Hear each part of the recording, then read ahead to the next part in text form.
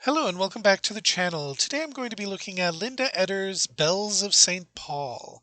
This is a song from about 25, maybe a little over 25 years ago. I did see this live a couple of years ago when she came to Minneapolis and performed her Christmas special that she has occasionally done. She's originally from the Minnesota, I believe, somewhere around Brainerd. And with that, I'm just going to get started. If you have any questions or comments, please leave them in the space below. Timestamp any spaces in the song that really strike you or move you. And with that, let me just get started.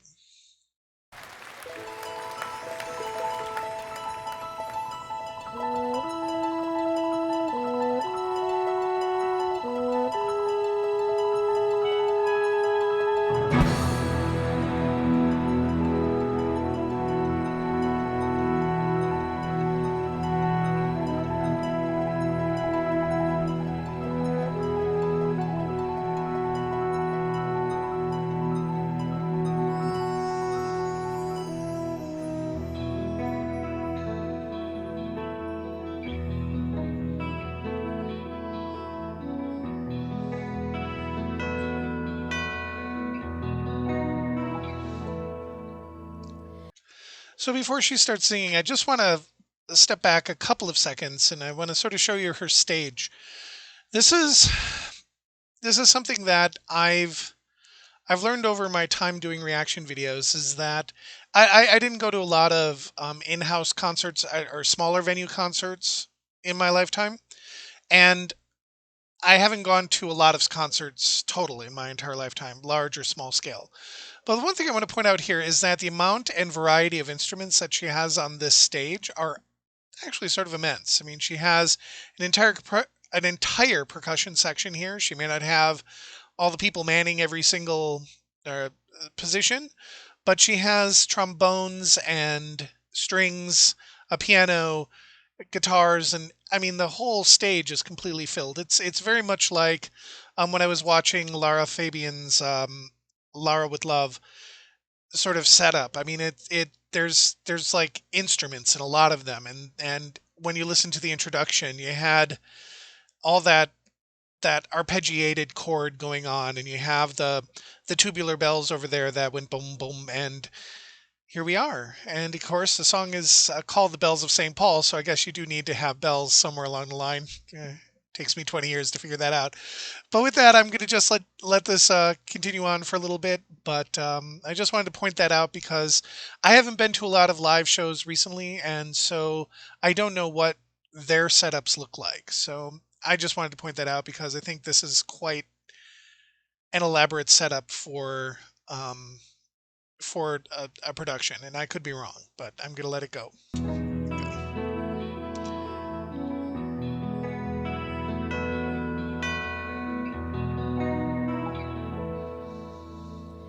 One Christmas in London, December air, red buses, snow angels, Trafalgar Square, and now the two of us are walking there. Remember how it used to be.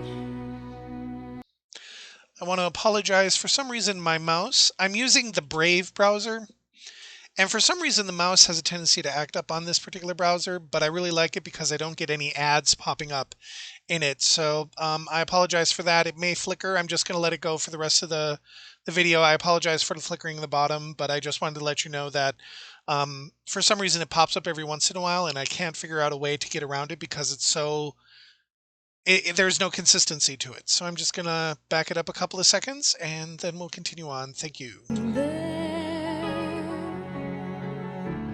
Remember how it used to be. You never told me how to love you. We never spoke of it at all. But Christmas Day, when you passed my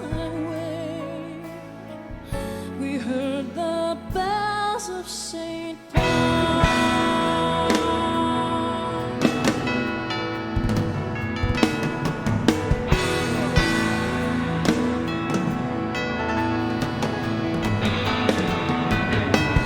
All season and New Year's they rang for me.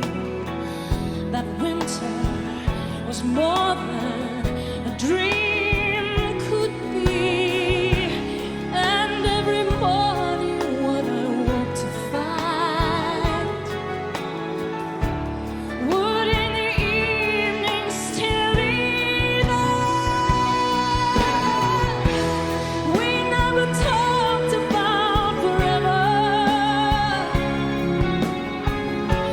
We were in love, and through it all, our hearts would sing every time they ring the ancient bells of St. Paul. I'm going to stop it here before she goes into the bridge. What I really love about her, and people compare her to Barbra Streisand and some other performers of her day and a little bit before. Um, the one thing that I really love is her ability to project, her ability to use a vibrato, her choice of when to use vibrato and when to bring it back. And she always seems very relaxed up there. Um, Sometimes when I would see her, she seemed a little too relaxed, but it's always good when a performer is relaxed on stage. I do remember, and I love Lady Gaga, and I love her performance of the Sound of Music medley. But I knew at the end she was very, very nervous. I could see it in her body posture, and I could hear it in the background of a vibrato. And again, "Climb Every Mountain" is not everybody's song. Not everybody can do it, and the fact that she stepped up to the plate is absolutely amazing. I give her props for that. But I also could tell that it was one of those moments where she was out of her comfort zone, and it showed a little bit. And the one thing that I love about Linda Eder is that, for better or for worse, she never shows her nervousness. She never shows her strain or her thought process. She's always confident, she's always moving forward. She's always a very confident performer, and she always gives it everything that she has, and she's very relaxed doing it. And again, when you're performing vocally, and again, she was on Broadway, so she had to do this 8 days a week, 8 times a week, I should say. And you have to have everything under control, otherwise she wouldn't be able to do this. So I'm going to take it back a couple of about 10 seconds, and then we're going to run through. Every time they ring the ancient bells of St. Paul. I've searched for 1,000 hours through the time and all the places we knew, past grand old castles and Gothic towers, hoping they would lead me to you. You never told me how to find you. I had to try first and fall, but all the strength when you take my hand, we'll find the love we recall,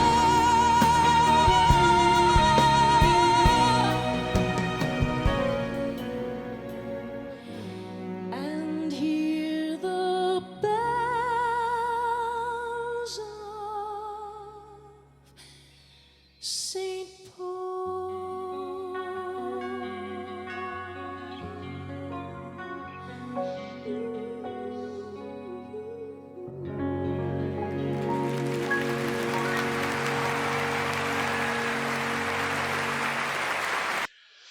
So I'm going to take it back a couple of seconds here. Well, actually, a little bit. What she's really good at doing, and again, this is something that I always, I was born and raised in the 70s and 80s, and so I was surrounded by a lot of really strong vocalists, and so for some time, for a long time, I've taken a lot of what their legacy is for granted. And one of the things that they were really good at, and all the vocalists from the 70s, 80s, and the early part of the 90s, is that they understood how to use soft and loud in order to sell the emotion of the song. And and they knew how to do it in a natural way. Whereas when you listen to artists, and I've listened to some artists, and I've listened to also just people try really hard to sing softly, and they're not really good at it. They're way out of their comfort zone. And the ability to control the soft as well as the loud is something that I really appreciated in Linda Eder, in the stuff that I've always listened to her for. She does a lot of great songs where she knows how to move it into loud and bring it into soft, and it's not, everything is not all mezzo forte and above. So I'm going to go back just one more, and then we'll take it all the way through the end again, and then we'll take it from there. But all the strength when you take my hand, we'll find the love we recall,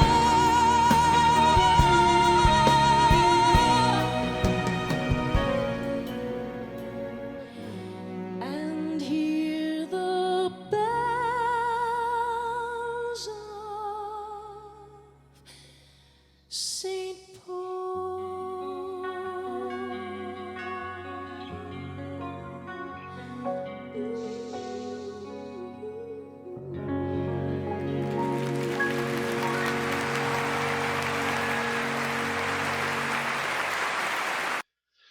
If you ever want to, I'll put the link in the description below. If you ever want to watch this video, the piano player, if you watch my reaction to Vienna, I could also link that one too. The piano player is always animated. He's always moving. He's also the musical director for the entire production. He's always fun to watch because he's always pointing and he's always doing stuff. He's very animated on the piano. Just awesome. So I'm going to let it go with that. I hope you guys are enjoying your holiday season. This is part of the Christmas season stuff that I'm doing on this channel. Um, I hope to be doing this next year. So whatever I miss this year, I'm going to pick up next year, like The Little Drummer Boy and some of the other songs that she does. Her version of Ave Maria is unbelievable. With that, I'm going to let you guys go. Please timestamp areas inside here. I'm going to put the link to the original in the description. And really, just, she has a really strong catalog of great songs. She does a lot of Broadway songs. She also does a lot of standards. She has her own repertoire of music too. So she's an artist that people should look into, because she chose not to step into the spotlight, even though she had every opportunity to do so. She has the talent, and she has the connections. Her husband is the same person who I believe wrote the lyrics to Where Do Broken Hearts Go? That was her ex-husband. So she chose a different path. She chose a separate area of adult contemporary, and so she might not be the person that you know off the top of your head, but she still is a very quality vocalist at that. So with that, I'm going to let you guys go. I know I've been saying that for the past 2.5 minutes. This time I actually mean it. You guys enjoy your holiday, and as always, be safe.